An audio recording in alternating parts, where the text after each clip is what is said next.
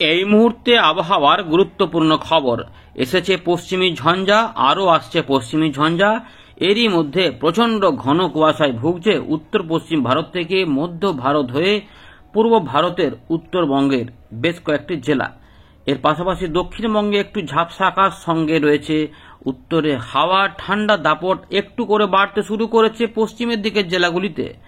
সকালবেলাতে বিক্ষিপ্ত কুয়াশার কথা বলা হয়েছিল, তারই মধ্যে একটু করে মেঘ, উড়ো উড়ো মেঘ রয়েছে। তবেও এই মুহূর্তে কোনো বৃষ্টিপাত নেই, দুর্যোগপূর্ণ আবহাওয়া নেই। তবে তাপমাত্রায় ওঠানামা থাকবে।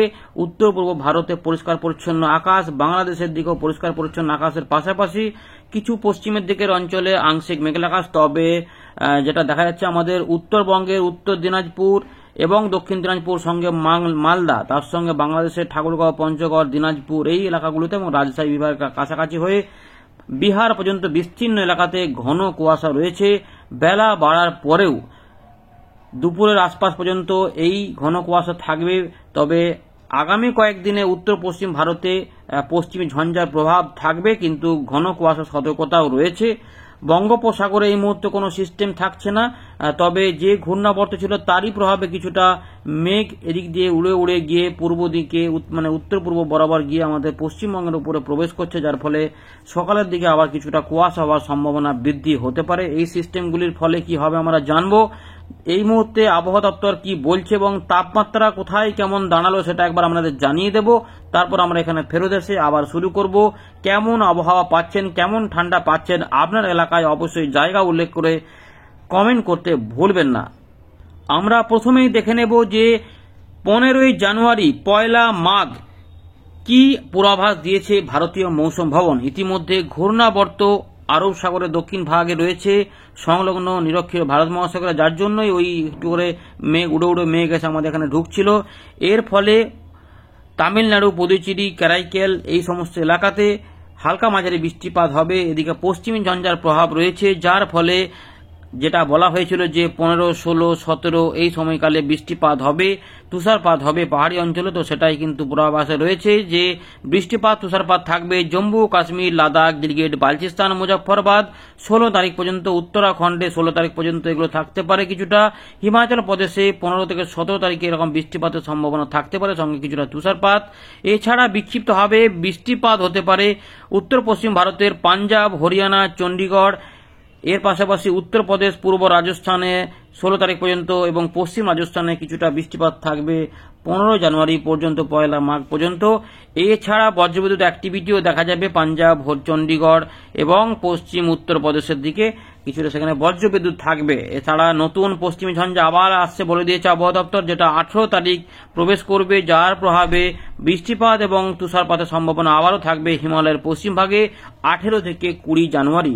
যদিও এগুলো থেকে আমাদের উত্তরবঙ্গ বা দক্ষিণবঙ্গে আপাতত বৃষ্টিপাতের খবর নেই, তবে আমরা নিয়মিত নজর রাখবো। এগুলি বেড়ে গেলেই আবার কিছু অদল বদল হতে পারে। তাপমাত্রা ইতিমধ্যে যেটা রয়েছে যে বড় রকমের পরিবর্তন হবে না, তবে উত্তর পশ্চিম ভারতে কিছুটা তাপমাত্রা 2 থেকে 3 ডিগ্রি বাড়তে পারে, কারণ পশ্চিমী ঝঞ্ঝা ইতিমধ্যে রয়েছে, আবার আসছে। তবে তার মধ্য থেকে যেটুকু হাওয়া কিন্তু আসা শুরু হচ্ছে, কারণ জেট স্ট্রিম উইন্ড রয়েছে উত্তর ভারতে, সেগুলো আমাদের বাংলাতে কিছুটা ঝোড়ো হাওয়া, একটু ঠান্ডা টাইপের হাওয়া কিন্তু দেবে। ফলে পুরোপুরি থমকে থাকবে না আকাশে কিন্তু হাওয়া থাকবে। গ্র্যাজুয়াল রাইজ রয়েছে, সে মধ্য ভারতে কিছুটা তাপমাত্রা বাড়ার ইঙ্গিত রয়েছে। যদিও আমাদের পূর্ব ভারতের দিকে, গুজরাটের দিকে আগামী 5 দিনে সেভাবে তাপমাত্রায় বড় পরিবর্তন হবে না, তবে তাপমাত্রা একটুখানি কমবে, আবার বাড়বে, এগুলো থাকবে, ঠান্ডা কিন্তু থাকবে। আমরা কোথায় কত তাপমাত্রা সেটা দেখে নেব। ঘন কুয়াশা আপাতত পশ্চিমবঙ্গের উত্তরবঙ্গ এবং সিকিম এইগুলোতে বলা হয়েছে, আসাম, মেঘালয়, নাগাল্যান্ড, মণিপুর, মিজোরাম, ত্রিপুরাতে কিছুটা বলা রয়েছে। তবে উত্তর পশ্চিম ভারত থেকেই আমাদের পূর্ব ভারত, বিহার পর্যন্ত এগুলোতেই এখানে এই ঘন কুয়াশার সম্ভাবনা সবদিকে বেশি রয়েছে। 17, 18 তারিখ পর্যন্ত এগুলো থাকতে পারে। পাঞ্জাব, হরিয়ানা, চণ্ডীগড় এগুলো থাকবে। একটা এখানে দেখে নি আর কিছু ঘূর্ণাবর্ত আছে কিনা বা কিছু আছে কিনা। পশ্চিমী ঝঞ্ঝা আসবে এখানে বলা রয়েছে। নতুন যে খবরটি বেরিয়ে এসেছে 5:30টার সময়, ঘূর্ণাবর্ত রয়েছে দক্ষিণ পূর্ব আরব সাগর সংলগ্ন এলাকাতে। এখানে জেট স্ট্রিম ওয়েস্টার্লি উইন্ড রয়েছে, আর এখানে কিছু নেই। চলুন আমরা চলে যাচ্ছি সরাসরি উইন্ডিতে। তার আগে আবার দেখে নি আলিপুর আবহাওয়া দপ্তর কোথায় কেমন তাপমাত্রা মেপেছে। তো আমরা দেখে নেব 15ই জানুয়ারি সকালের মিনিমাম তাপমাত্রা উত্তরবঙ্গ দক্ষিণবঙ্গে কি দাঁড়িয়েছে তো দেখুন, আমরা একটু জুম করে দিচ্ছি। এই জায়গাটাতে আলিপুর 15 ডিগ্রি, দমদম 15 ডিগ্রি 15.4 করে রয়েছে। উলবেড়িয়া একটু বেড়েছে, 11 থেকে 13 উঠেছে। ডায়মন্ড হারবারে 14.8, মেদিনীপুরে 14.5, দীঘার দিকে 15 চলছে। কৃষ্ণনগরে ঠান্ডা রয়েছে 11, একই রকম রয়েছে। বাঁকুড়ায় 13.7, শ্রীনিকেতনে 12.6, বহরমপুর 11 রয়েছে। সল্টলেক রয়েছে 16.2, একটু উঠেছে। ক্যানিং 14.8, কাঁথি রয়েছে 13.5, হলদিয়া রয়েছে 15.8, মগড়া 12.5, কিছুটা ঠান্ডা রয়েছে, খুব কনকনে ঠান্ডা নয়, কিছুটা রয়েছে। কলাইকুণ্ডা পশ্চিম মেদিনীপুরে 14.9, বর্ধমানে একটু উঠেছে, ঠান্ডা রয়েছে কারণ উত্তরে হাওয়া রয়েছে, ঠান্ডা হাওয়া, কিন্তু যেটা রয়েছে 14 ডিগ্রি তাপমাত্রা রয়েছে। পানাগড়ে 13.3, তবে দিনের বেলা তাপমাত্রা 25 থেকে 26-এর মধ্যে থাকতে পারে। আসানসোলের দিকেও সেরকমই থাকবে। সর্বনিম্ন তাপমাত্রা 12.4, পুরুলিয়াতে 25.5, তবে সর্বনিম্ন তাপমাত্রা একটু নেমেছে আবার 9.1, অর্থাৎ ঠান্ডা বাড়ছে পুরুলিয়ার দিকে। ব্যারাকপুরের দিকে 14.6, সিউড়ি এখানে 16 লেখা আছে সর্বনিম্ন তাপমাত্রা। ঝাড়গ্রামের দিকে 12, কল্যাণী 12.5, সাগরদ্বীপ এগুলোতে দিনের বেলা তাপমাত্রা 25-24-এ থাকতে পারে, তো 1 ডিগ্রি অদল বদল হতে পারে। মালদা, উত্তরবঙ্গে যাব, উত্তরবঙ্গে কিন্তু সর্বনিম্ন তাপমাত্রা মালদার দিকে 13, সর্বোচ্চ মোটামুটি 23-24-এর আশপাশে থাকবে। দার্জিলিং 4.8, কোচবিহারে 10.5, জলপাইগুড়ি 10.7, আর দিনের তাপমাত্রা মোটামুটি 25 থেকে 26 ঘোরাফেরা করবে। আলিপুরদুয়ারে 24, দিনে 24-এর আশেপাশে বা 1 ডিগ্রি অদল বদল হতে পারে, আর 10 ডিগ্রি থাকছে দিনে, একদম সকালের দিকে ঠান্ডা এরকম পাওয়া গেছে। রায়গঞ্জে 12.5, কালিম্পংয়ে 9, বাগডোগরা 12.2, বালুরঘাটের দিকে 12 মাপা হয়েছে, আর দিনের বেলার দিকে এই সমস্ত এলাকাতে কোথাও 22, কোথাও 25, কোথাও 29 এরকম পাওয়া গেছে। তো আমরা চলে এলাম উইন্ডির লাইভ স্ক্রিনে। তো ইতিমধ্যে কি পেলাম না, এই জায়গাতে রয়েছে দক্ষিণ, এই যে আরব সাগরের দিকে আমাদের এই ভারতের দক্ষিণ ভাগের কাছে রয়েছে ঘূর্ণাবর্ত, যার থেকে জলীয় বাষ্পযুক্ত মেঘ কিছুটা এদিক হয়ে আমাদের দক্ষিণবঙ্গের উপর দিকে প্রবাহিত হচ্ছে, উড়িষ্যার উপর দিয়ে বাংলাদেশের দিকে যাচ্ছে। এগুলোতে বৃষ্টিপাত হবে না, কুয়াশা তৈরি করবে পরবর্তী ক্ষেত্রে, কিন্তু ঘন কুয়াশা প্রচুর পরিমাণে রয়েছে দিল্লি থেকে পাঞ্জাব হরিয়ানা থেকে এই জায়গাতে। আর পশ্চিম ঝঞ্ঝা যেহেতু এফেক্ট দেখাতে শুরু করেছে, ফলে এগুলোতে নতুন করে মেঘ তৈরি হচ্ছে। দেখতেই পাচ্ছেন রাজস্থান এই যে জায়গাগুলোতে, মধ্যপ্রদেশ সংলগ্ন এলাকাতে এগুলোতে কিন্তু মেঘ তৈরি হচ্ছে, এগুলোতে আবার বৃষ্টিপাত নামবে নতুন ঝঞ্ঝার প্রভাবে, যেটা বলা হয়েছিল 15 তারিখ থেকে 16 তারিখ 17 তারিখ পর্যন্ত। দেখুন এই যে আমরা ঘন কুয়াশা এখানে দেখতে পেয়েছি, কিন্তু এই যে মেঘ তৈরি হচ্ছে দেখুন, এইগুলো জলীয় বাষ্প এখানে টানছে চারদিকে, এগুলোতে কিন্তু বৃষ্টিপাতের মেঘ ঝঞ্ঝার ফলে এই এলাকাতে 15 থেকে 16 তারিখ পর্যন্ত বলা হয়েছে, এগুলোতে কিন্তু এই যে বৃষ্টিপাত ধীরে ধীরে এখানে তৈরি হবে, তুষারপাত বৃষ্টিপাত এগুলো আসবে। দিল্লি সাইডে, গোয়ালিয়র সাইডে বৃষ্টিপাত হবে, এবং পাহাড়ি অঞ্চলে বৃষ্টিপাত তুষারপাত থাকবে, সঙ্গে বজ্রবিদ্যুৎ অ্যাক্টিভিটি হবে।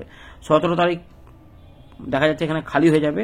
18 তারিখে নতুন পশ্চিম ঝঞ্ঝার প্রবেশ হচ্ছে, সেটার প্রভাবে দেখুন কিছু হচ্ছে কিনা। সমতলে আপাতত বৃষ্টিপাত দেখা যাচ্ছে না, কিছু কিছু সামান্য একটুখানি হতে পারে, কিন্তু বেশি কিছু নেই।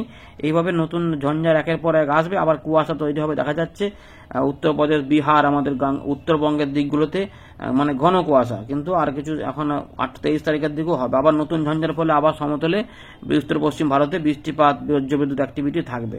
আমাদের বাংলার জন্য আগামী কয়েকদিনে কিন্তু কোনো বৃষ্টিপাতের খবর আপাতত এখনো পর্যন্ত নেই, সুতরাং চাষি ভাইদের জন্য এটা খবর হয়েছে। ঠান্ডা থাকবে কিছুটা, ঠান্ডা কিন্তু একদম পুরোপুরি কমবে না, তবে বৃষ্টিপাতের প্রকোপ এখন এই মুহূর্তে পাওয়া যাবে না। চাষের জন্য জল লাগলে কিন্তু জলের ব্যবস্থা করতে হবে, আর জল হলে যদি ক্ষতি হওয়ার সম্ভাবনা থাকে সেগুলো কিন্তু এই মুহূর্তে নাই। চাষি ভাইদের জন্য এই খবর রয়েছে। তো আমাদের চাষবাসের ক্ষেত্রের জন্য এইটুকু খবর, তবে নজর রাখবেন প্রত্যেক আপডেটে একটু করে, তাহলেই হবে, বুঝতে পারবেন। দেখে নিচ্ছি তাপমাত্রা কোথায় কেমন কি দাঁড়াতে পারে, বৃষ্টিপাতগুলো একটু দেখে দিই, এগুলোর প্রভাবে ঝঞ্ঝাটা আসছে দেখুন, একদম উত্তর পশ্চিম ভারত থেকে উত্তরপ্রদেশ হয়ে ওই পাহাড়ি অঞ্চলে তুষারপাত এগুলোতে থাকবে। এর কিন্তু এর ডান দিকে কোনো বৃষ্টিপাত আসাম, মেঘালয়, মিজোরাম, মণিপুর, নাগাল্যান্ড, ত্রিপুরা, বাংলাদেশ, উত্তরবঙ্গ, দক্ষিণবঙ্গ, বিহার, ঝাড়খণ্ড, উড়িষ্যাতে এই এলাকার মধ্যে কোথাও কোনো বৃষ্টিপাত আপাতত নেই। শুধুমাত্র পাহাড়ি অঞ্চলগুলো বাদ রাখা হচ্ছে, ওখানে কখন কি হয়ে যায় বলা মুশকিল, কিন্তু এমনিতে আর নেই। দেখতে পাচ্ছেন বড় রকমের কোনো ব্যাপার নেই, বঙ্গোপসাগরেও কোনো সিস্টেম নেই, তাই মৎস্যজীবীদের জন্য কোনো রকমের কোনো দুর্যোগপূর্ণ আবহাওয়ার কোনো ইঙ্গিত আপাতত 10 দিনের মধ্যে বা 7 দিনের মধ্যে নেই বলা যায়। তাপমাত্রা চলে যাব, তাপমাত্রা 16 তারিখ থেকে দেখার চেষ্টা করব। তো ইতিমধ্যে 16 তারিখ থেকে দেখুন 12-15 তাপমাত্রাটা নামছে না একই রকম থাকবে দেখবো। বড় পরিবর্তন বলেনি আলিপুর আবহাওয়া দপ্তর এবং ভারতীয় মৌসুম ভবন।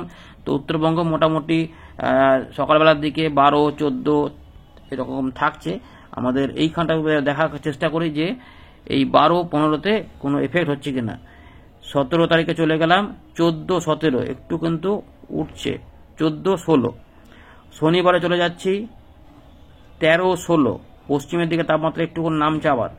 19 তারিখে 11-15, 19 তারিখে তাপমাত্রা মানে রবিবারে তাপমাত্রা নামতে শুরু করবে, ঠান্ডা বাড়বে।